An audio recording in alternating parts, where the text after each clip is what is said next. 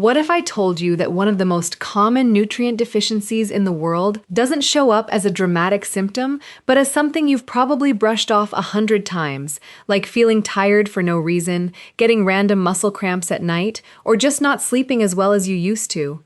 Today we're breaking down exactly what happens inside your body when you start taking magnesium every single day, the real benefits backed by research, and the side effects nobody talks about. Stick around because by the end of this video, you'll know exactly whether this is something worth adding to your routine.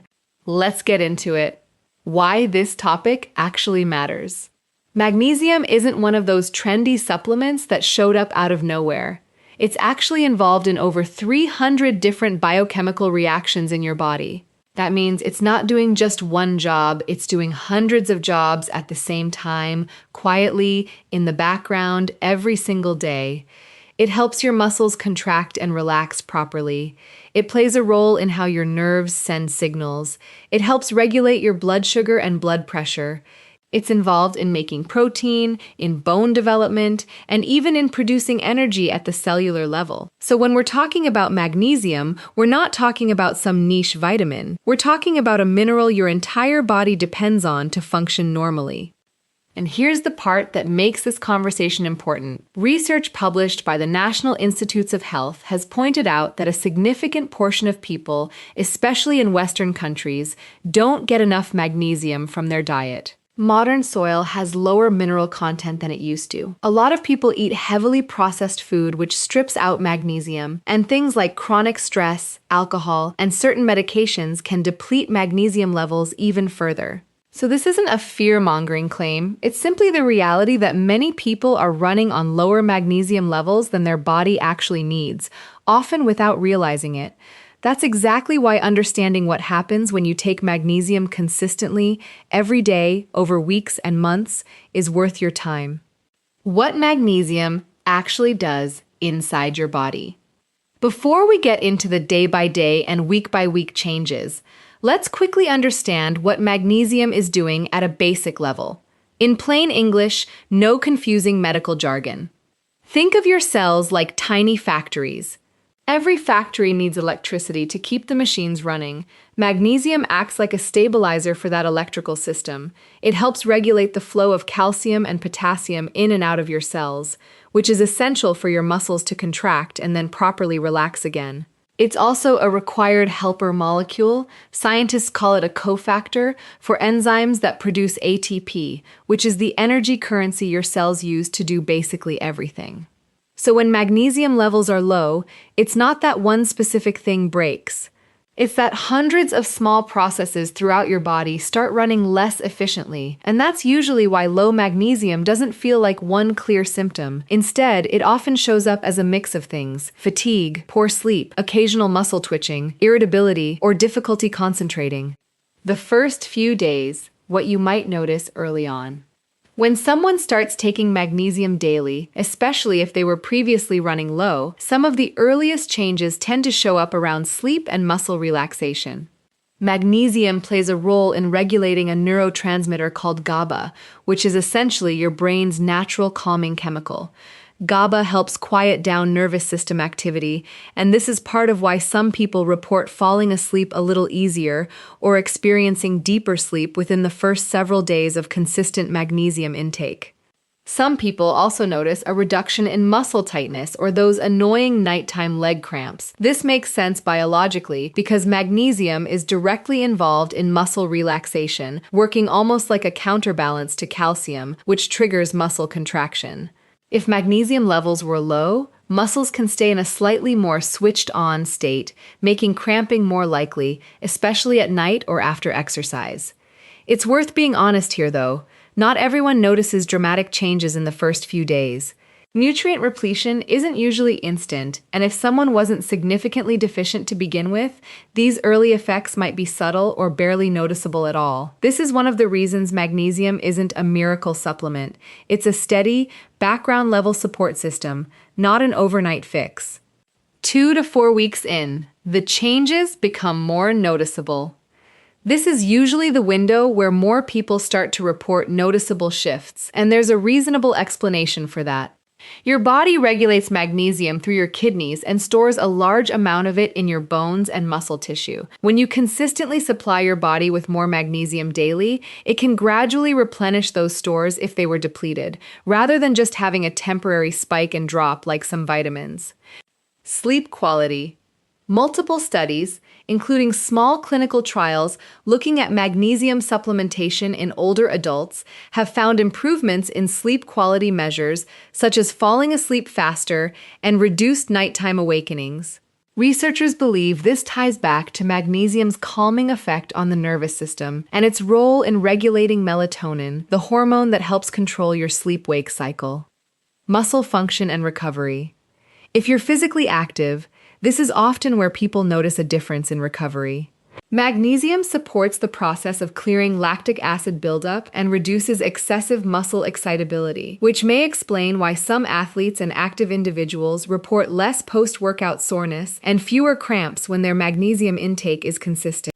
Mood and stress response. This next point deserves careful wording because we don't want to overstate it. Magnesium is not an antidepressant, and it's not a substitute for mental health treatment. However, several studies, including research published in journals like PLOS ONE, have found associations between magnesium supplementation and mild improvements in symptoms of anxiety and low mood, particularly in people who had lower magnesium levels to begin with. The proposed mechanism relates to magnesium's role in regulating the stress hormone system and calming overactive nerve signaling. Again, this is a supportive role, not a cure, and anyone dealing with ongoing mental health struggles should absolutely still talk to a healthcare professional rather than relying on a supplement alone. Blood pressure and heart health.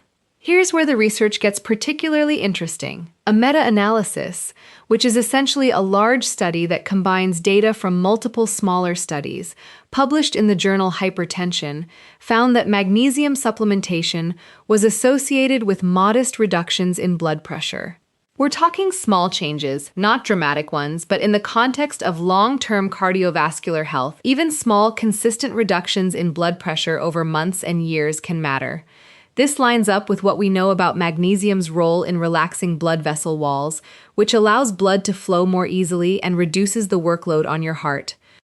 1 to 3 months, the longer-term picture. This is where we start to see effects that are less about how you feel day to day and more about long-term physiological health markers. Bone health. About 60% of the magnesium in your body is stored in your bones. Research has shown magnesium plays a role in bone mineral density, partly because it helps regulate the activity of the cells that build and break down bone tissue, and partly because it influences how your body uses vitamin D and calcium, two other nutrients essential for strong bones. Some observational studies have linked higher magnesium intake with better bone density over time, particularly in older adults, though it's important to note that magnesium works alongside calcium and vitamin D rather than replacing the need for them. Blood sugar regulation. This is a big one and one that doesn't get talked about enough. Magnesium is required for the proper function of insulin, the hormone that helps move sugar out of your bloodstream and into your cells for energy. Research published in Diabetes Care, a well-respected peer-reviewed journal, has found that people with higher magnesium intake tend to have a lower risk of developing type 2 diabetes over time. Other studies have shown that magnesium supplementation may modestly improve insulin sensitivity in people who already have lower magnesium levels or insulin resistance. To be clear, magnesium isn't a treatment for diabetes, and nobody should stop or adjust their diabetes medication based on a supplement. But from a preventive health standpoint, maintaining adequate magnesium levels appears to support healthier blood sugar regulation over the long run. Migraine frequency. If you're someone who deals with migraines, this next part might catch your attention. Several clinical studies have examined magnesium's role in reducing the frequency of migraine headaches. The American Migraine Foundation has noted that magnesium may help by stabilizing nerve cell activity and reducing the kind of overexcitement in brain signaling that can trigger a migraine. Some neurologists actually recommend magnesium as part of a broader preventive approach for people with frequent migraines, though results do vary from person to person. Now let's talk about the other side, risks and side effects. We wouldn't be doing this topic justice if we only talked about the positives. Like anything you put into your body consistently, magnesium comes with things you need to be aware of. Digestive side effects. The most common issue people run into, especially with certain forms of magnesium like magnesium oxide or magnesium citrate, is digestive upset. This can include loose stools, bloating, or stomach cramping. This happens because magnesium that isn't absorbed well in the small intestine draws water into the colon, which is actually why magnesium citrate is sometimes used specifically as a mild laxative. If this happens to you, it's often a sign that either the dose is too high or the specific form you're taking isn't well absorbed by your body. Forms like magnesium glycinate or magnesium malate tend to be gentler on digestion for most people. Magnesium toxicity. This is rare, but it's important to mention honestly.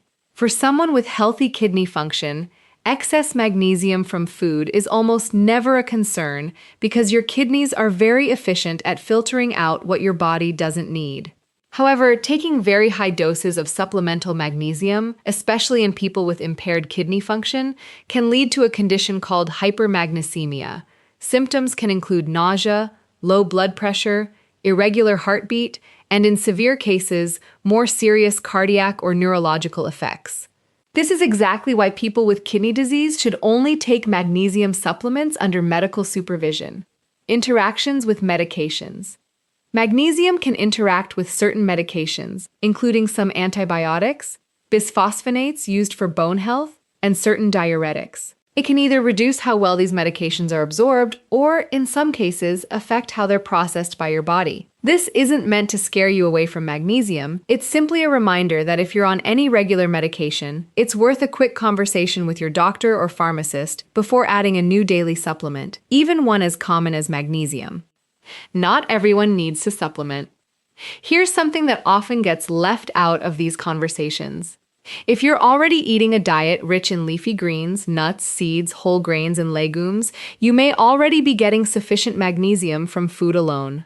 The recommended dietary allowance, according to the National Institutes of Health, is around 400 to 420 milligrams per day for adult men and around 310 to 320 milligrams per day for adult women. Supplementing isn't inherently necessary for everyone, and more isn't automatically better. The goal is sufficiency, not maximizing intake. Who tends to benefit the most? Based on the research, certain groups of people tend to see the most noticeable benefit from consistent magnesium intake. This includes older adults, since magnesium absorption tends to decrease with age. People with diets low in whole foods and high in processed foods, athletes or highly active individuals who lose magnesium through sweat, people with type 2 diabetes, since this condition is associated with increased magnesium loss through urine, and people under chronic stress, since stress hormones can increase magnesium excretion. If you fall into one of these categories, the research suggests you may have a genuinely higher chance of experiencing noticeable benefits from consistent magnesium intake compared to someone who's already getting plenty from their diet. How long before you notice anything?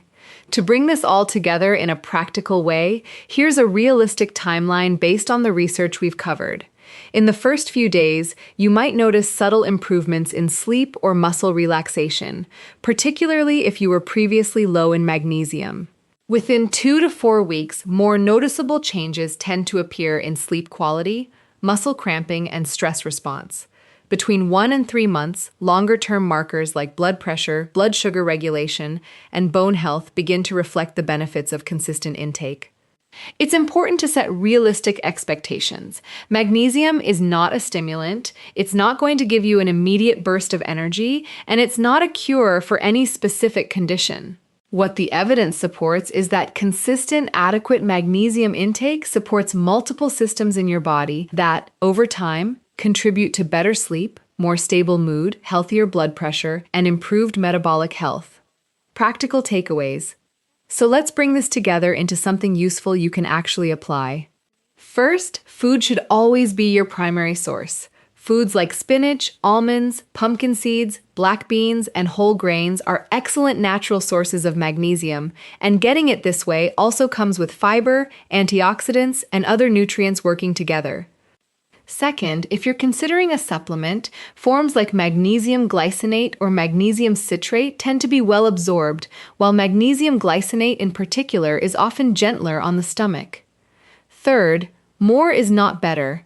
Staying within recommended intake levels and only exceeding them under medical guidance is the safest approach. Fourth, if you have any kidney issues, are on regular medication, or are pregnant, please check with your doctor before starting any new supplement, including magnesium. And finally, be patient. The benefits of magnesium build gradually as your body's stores replenish, not overnight. Wrapping it up. So what actually happens when you take magnesium every day? Based on the science, for many people, especially those who were previously running low, it can mean better sleep, fewer muscle cramps, a calmer stress response, more stable blood sugar regulation, and modest support for healthy blood pressure and bone strength over time. It's not a miracle cure, and it's not going to transform your health overnight, but it is one of those quiet, foundational nutrients that supports a huge number of processes your body relies on every single day. If you found this video helpful, do me a favor and hit that like button. It genuinely helps this channel grow and lets me know you want more videos like this. If you haven't already, subscribe so you don't miss upcoming videos where we break down other nutrients and health topics using real science explained simply. And I'd love to hear from you in the comments. Have you noticed any changes since taking magnesium, or are you considering starting it? Let me know down below. Thanks so much for watching, and I'll see you